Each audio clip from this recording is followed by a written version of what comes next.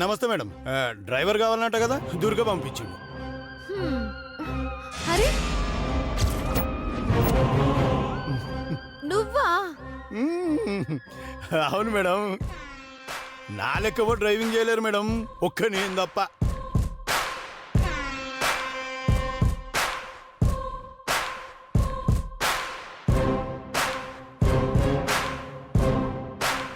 నువ్వైతే హ్యాపీ. కానీ వెంటనే యూనిఫామ్ ఎక్కడ దొరికింది? నేను అన్ని కొనుగోలు చేసినా కదా మేడం, నా తాను అన్ని బట్టలు ఉంటాయి. ముందు జాగ్రత్త చర్య అన్నమాట. అంతే. ఇప్పుడు ఉద్యోగంలో చేరుతున్నా. మరి ఈ ఉద్యోగం చెప్పేసినా మేడం, మీరు పదండి. మరి దీని బిల్లు నేను కట్టేసినా మేడం, మీరు నాకు ఇయ్యండి. పదండి. అదండి మేడం, రండి.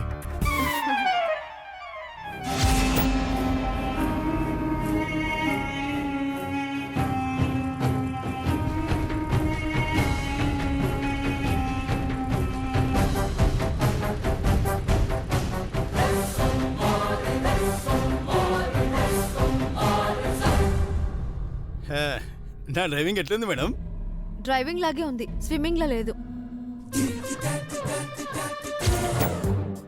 హైదరాబాద్ లో వాన వస్తే డ్రైవింగ్ స్విమ్మింగ్ లెక్కనే ఉంటుంది మేడం. డ్రైవింగ్ చేస్తూ మాట్లాడితే ఎక్కడికైనా సరే వేరే వెహికల్స్ మన మించి డ్రైవింగ్ చేసుకుంటూ వెళ్తాయంట. అంటే ముందుకే చూస్తూ మాట్లాడకుండా డ్రైవింగ్ చేయమని అర్థం. సరే మేడం.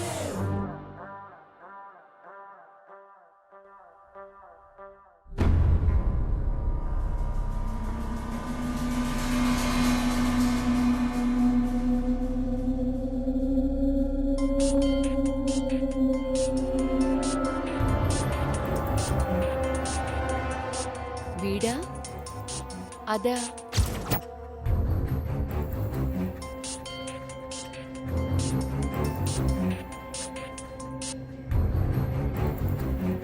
హలో, నేను వరుదిన్ని. నువ్వా? నేనే. ఏంటి మేం గుర్తొచ్చాం? మర్చిపోలేదని చెప్పడానికి కాల్ చేశాను. అక్కడికొస్తే జరిగే అవమానాలు కూడా నేను మర్చిపోలేను. మర్చిపోవాలి. చాలా విషయాలు నేను మర్చిపోలేదా? ఇప్పుడెందుకు నన్ను మర్చిపోకుండా గుర్తు చేసుకున్నావో తెలుసుకోవచ్చా? మా ఇంటికొస్తే చెప్తాను. నువ్వే మా ఇంటికొచ్చి చెప్పచ్చుగా. మీ ఇల్లు మా ఇల్లు అనే తేడా ఎందుకులేండి. సరే, ఏంటి విషయం? వచ్చాక మాట్లాడుకుందాం. అంతరహస్యమా? బహిరంగ రహస్యం, ఓపెన్ సీక్రెట్. సరే, ఎప్పుడు రావాలి? నేను ఒక పావు గంటలో ఇంట్లో ఉంటా. నేను 20 నిమిషాల్లో మీ ఇంట్లో ఉంటాను. ఓకే, మీకోసమే ఎదురు చూస్తాను. నేనొస్తానంటే వస్తాను వరుదిని. అయితే థ్యాంక్స్, ఉంటాను.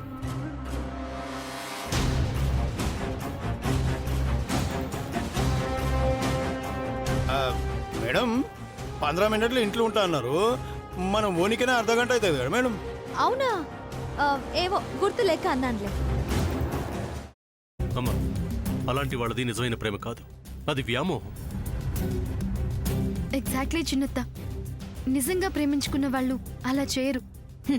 ఎంత మనసు విరిగిపోతే కన్న కూతుర్ని పట్టుకొని మా దృష్టిలో చచ్చిపోయా ఉంటుందా తల్లి? అది సరే అమ్మా, తన కూతురుతో తన మాట అనేటప్పుడు ఆమె మాటల్లో వ్యథ, కళ్ళల్లో బాధ గమనించావమ్మా? పెద్దబాబుకు బర్త్డే విషెస్ చెప్పు కూడా వెళ్ళాం కదా. ఊరికే ఎలా కాలిపోతుంది? మంట పెడితేనో పడితేనో తగలబడుతుంది.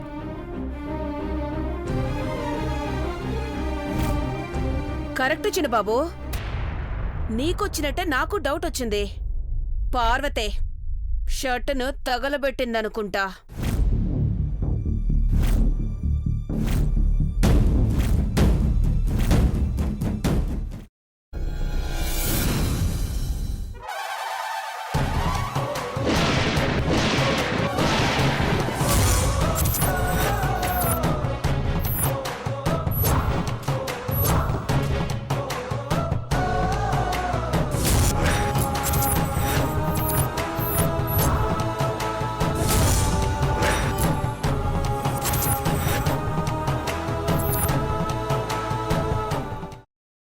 తర్వాత పొట్టు తీసేసి చాప్ చేసి పక్కన పెట్టుకోవాలి.